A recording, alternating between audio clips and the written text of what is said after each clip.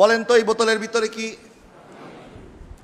কেউ বলবেন হুজুর এই বোতলের ভিতরে অর্ধেক পানি দেখা যায়, আর কেউ বলবেন হুজুর এই বোতলটা অর্ধেক খালি দেখা যায়।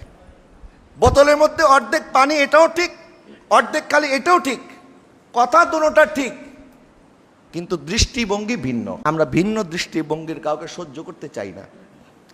আমার দৃষ্টিভঙ্গির হতে হবে, আমি যেরকম চিন্তা করি এরকম হতে হবে। আল্লাহ তো আপনাকে আর আমাকে একভাবে সৃষ্টি করে না, কিভাবে একভাবে চিন্তা করব বলেন?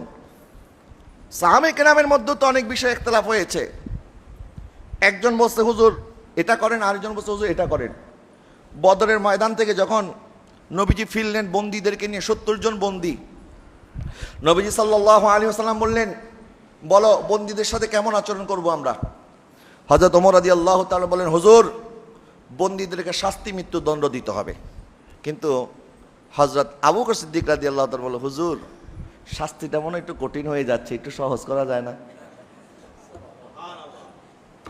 আচ্ছা কি করা যায়?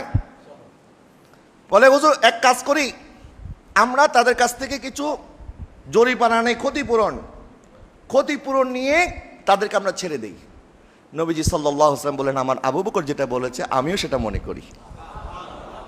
হযরত আবু বকর সিদ্দিক উনি যেটা করেছেন এটাও ঠিক, আবার হযরত ওমর রাদিয়াল্লাহু তাআলা যে জজবা দেখিয়েছেন এটাও ঠিক। তবে দৃষ্টিভঙ্গির মধ্যে পার্থক্য। কিসের মধ্যে পার্থক্য? দুজনেই ইসলামের কল্যাণ চায়, কেউ ইসলামের ক্ষতি চায় না। আচ্ছা কতটুকু সহজ করবে? আমার নবী সাল্লাল্লাহু আলাইহি ওয়াসাল্লাম বদরের ময়দান থেকে আসলেন, নবী মসজিদে নববীর মধ্যে পায়চারি করতেছে।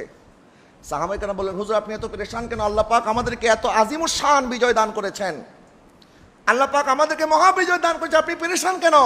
নবী বললেন আমি দেখলাম তুমি বদরের মধ্যে যাদেরকে আটক করে এনেছিলে এই 70 জন কাফেরদের হাতের মধ্যে যে বেলি পরা হয়েছে তাদের বেলিটা তোমরা শক্তভাবে এমনভাবে আটকে দিয়েছো তারা হাত নাড়াচাড়া করতে পারতেছে না। তাদের কষ্টের কারণে আমি নবী পেরেশান হয়ে গেছি, হাতের বাঁধনটা একটু ঢিলা করে দাও।